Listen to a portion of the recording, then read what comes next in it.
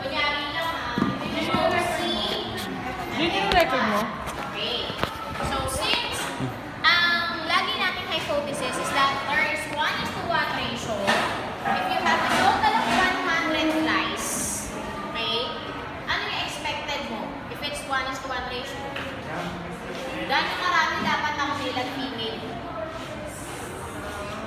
1:1 ratio. Hanggang ito.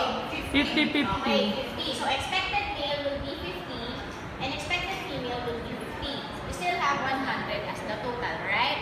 However, with your observed, yung talagang nakuha nyo, the male is 70, female is 30. So, to compute for x value or x squared value, okay, we have to do this computation. So, first, we are going to subtract your observed by expected. So, this is how many? 20. Then, negative 20. Negative 20. Oh, computing na to. Kahit ako kinukuhan yan. Ang art. 20 squared Natakpan mo pa Ay, eh. sorry. 4,000. Ayan, sasagutin ko lang. Ay, ano pala to? 400. Ha? 400. 400. Okay na rin? 400. 400. So, how are you going to compute for this? Divided by 8. Ha? 8. Ito? 8 din. Di ba dapat walang ano? Negative na siya. Ha? Ha? KJ to? 8 8. din.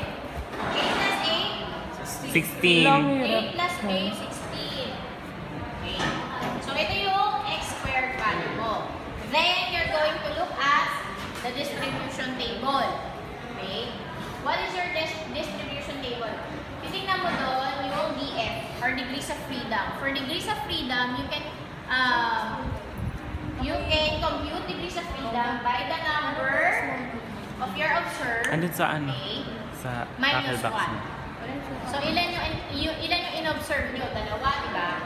Minus 1. So, that will be 2 minus 1 is 1. Okay. So, pag tumingin kayo sa table, kailangan may table kayo, may chi-square table. You can download it or usually if you have statistical books, nasa likod siya, mga nasa appendices. Hanapin nyo yung chi-square distribution table. In a chi-square distribution Uy, yung papel nga table, tumatama marami sa ito sugat ha, ko. mahaba. Okay. So, ito yung tinatawag natin degrees of freedom. Ito naman yung tinatawag natin significant value. Okay? Mga batawag namin dyan. Sa stat, we call that as level of significance. Okay? So, we usually use 0.05 level of significance. Okay? Hindi. Madalas, pag walang binigay, ito yun. Okay?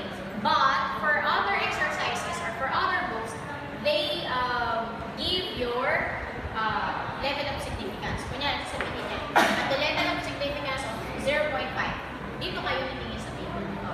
Okay, now, saan siya mag-intersect? Degrees of freedom and then level of significance. What is this? What is the value? P-value or tabular value is 3.8. ito. 3.841. 3.841. 4. Is this value greater than your value which is x squared? No. No. Mas malaki yung x squared. This is your decision. You can make a decision based on this.